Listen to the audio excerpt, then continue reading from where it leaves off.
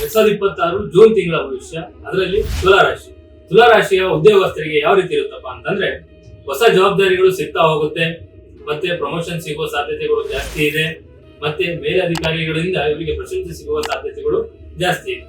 ಮತ್ತೆ ವ್ಯಾಪಾರ ವ್ಯವಹಾರದಲ್ಲಿ ನೋಡ್ತಾ ಹೋದ್ರೆ ಹೊಸ ಇನ್ವೆಸ್ಟ್ಮೆಂಟ್ ಆಗಿರ್ಬೋದು, ಹೊಸ ಬ್ರಾಂಚಸ್ ಗಳು ಆಗಿರ್ಬೋದು ಮಾಡೋದಕ್ಕೆ ಈ ತಿಂಗಳು ತುಂಬಾನೇ ಒಳ್ಳೆ ಸಮಯ ಅಂತ ಹೇಳ್ಬೋದು.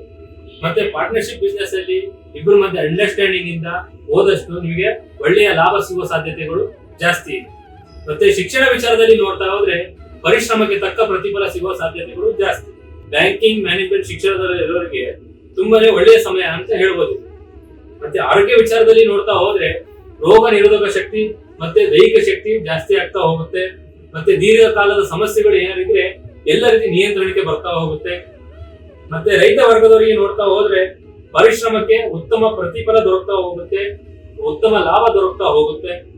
ಮತ್ತೆ ಪ್ರೀತಿ ಪ್ರೇಮ ವಿಚಾರದಲ್ಲಿ ನೋಡ್ತಾ ಹೋದ್ರೆ ಸಣ್ಣ ಪುಟ್ಟ ಭಿನ್ನಾಭಿಪ್ರಾಯ ಬರ್ಬೋದು, ಮತ್ತೆ ತಪ್ಪು ತಿಳುವಳಿಕೆ ಬರ್ಬೋದು. ಸ್ವಲ್ಪ ಮಾತಿನ ಮುಖಾಂತರ ಎಲ್ಲ ರೀತಿ ಬಗೆಹರಿಸ್ತಾ ಹೋಗಿ.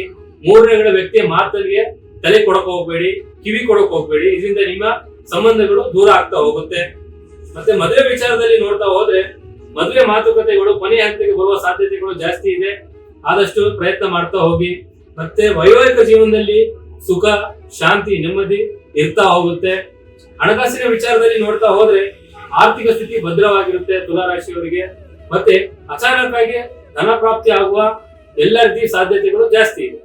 ಇನ್ನೂ ಇದಕ್ಕಿಂತ ಜಾಸ್ತಿ ಮಾಹಿತಿ ಬೇಕಾದಲ್ಲಿ ಯೂಟ್ಯೂಬ್ ಅಲ್ಲಿ ವಿಡಿಯೋನ ಅಪ್ಲೋಡ್ ಮಾಡಿದೀವಿ, ಅಲ್ಲಿ ಹೋಗಿ ವೀಕ್ಷಣೆಯನ್ನು ಮಾಡಬಹುದು. ಏನೇ ಸಮಸ್ಯೆ ಇದ್ರೂ ಒಮ್ಮೆ ನಮ್ಮನ್ನು ಸಂಪರ್ಕಿಸಿ.